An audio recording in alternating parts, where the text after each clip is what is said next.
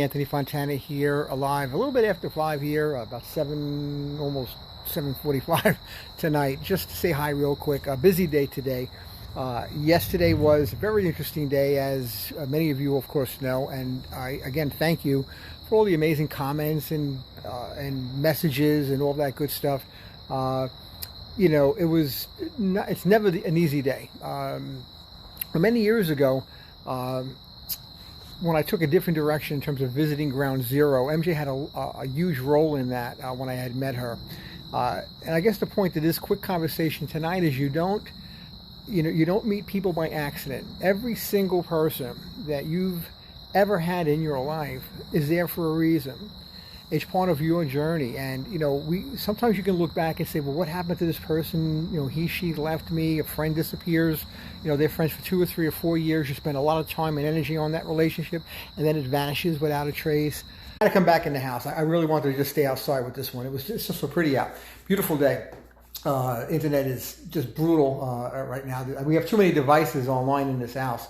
I think we're up to like 25 or 30. So the bandwidth gets a little choppy when I walk outside onto the deck. It's so pretty. I just wanted to stay outside for a bit, but that's okay. So we don't meet people by accident.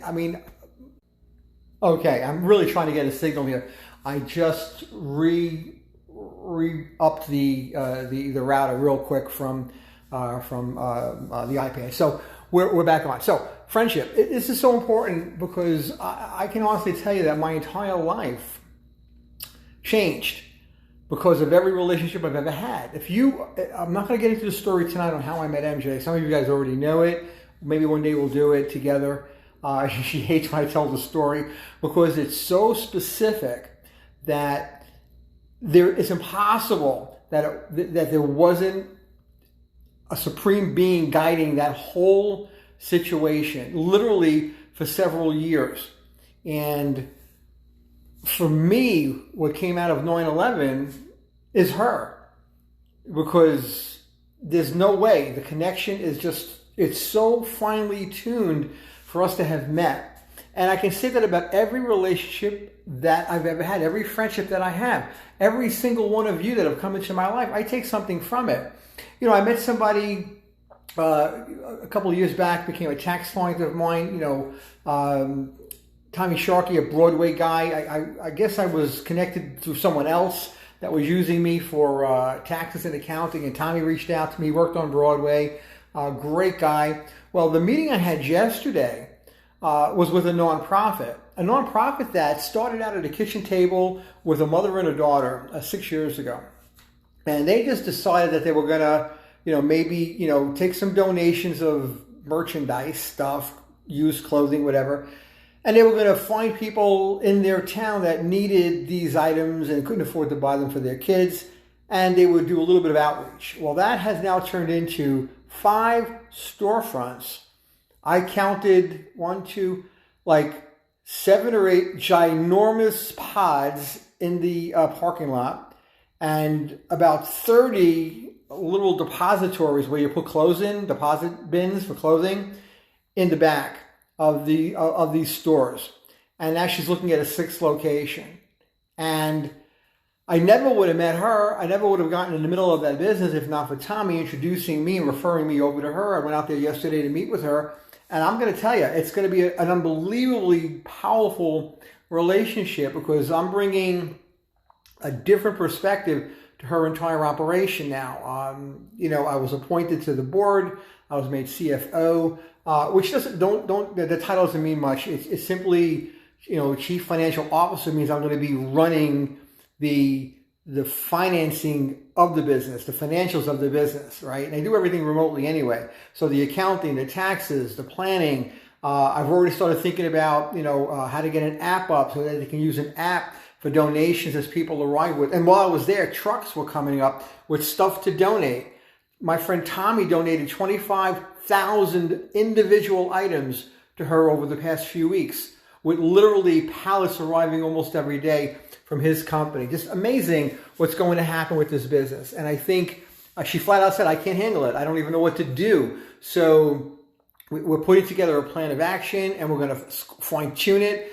and we're going to give her an opportunity to back up and relax a little bit and take on some of the more complex aspects of running a nonprofit that she flat out admitted she can't handle. So that relationship will lead to people getting clothing. I mean, while I was there were people, there was a whole bunch of tables set up with bread and cakes and pastries, and women were coming out of their cars with, taking a piece of bread, taking a little box of, croissants to bring home.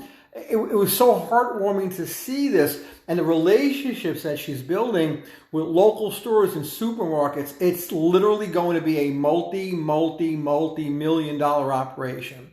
It's absolutely on track for doing that, and we're gonna take it to that point, because I see it all over Long Island now. Right now, it's just out in the town of Patchwork, where I used to have property, and it's literally exploding right before her eyes. It's exploding. But she needs to get a handle on it. She needs to change some of the marketing. She needs to fix some of the pricing of the items. When people do come in and want to buy something, they can buy something. They can buy a bunch of items that, there's money being raised, and they take that money, and she's rolling that money as benefits to people in the area too. But that aspect of it, that could be hundreds of thousands of dollars a month if done correctly. So, which means there's going to be thousands of families affected by this over the next 5 years, maybe tens of thousands of families. Maybe there'll be branches set up. This is going to be a brand. You're looking at, this is the shirt that she gave me yesterday. I don't know if you can read this upside down, but it's Angels of Long Island. Angels of Long Island. There's a great image on the back of my shirt.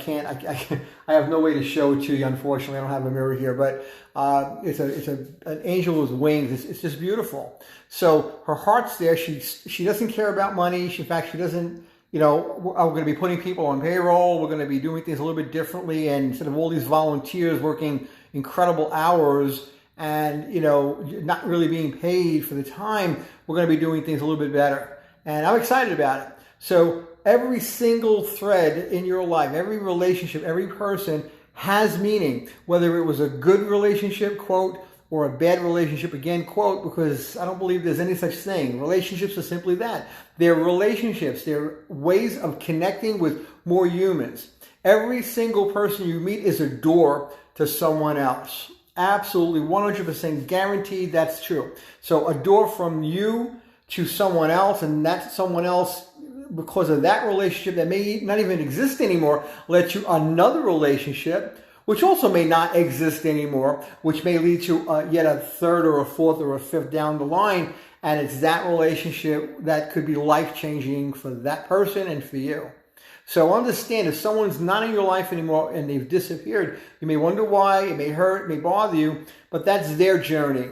You played a role in their life for that moment in time, for that instant, for whatever they had going on. You needed to be there at that moment, for that period, for them. So they have their journey.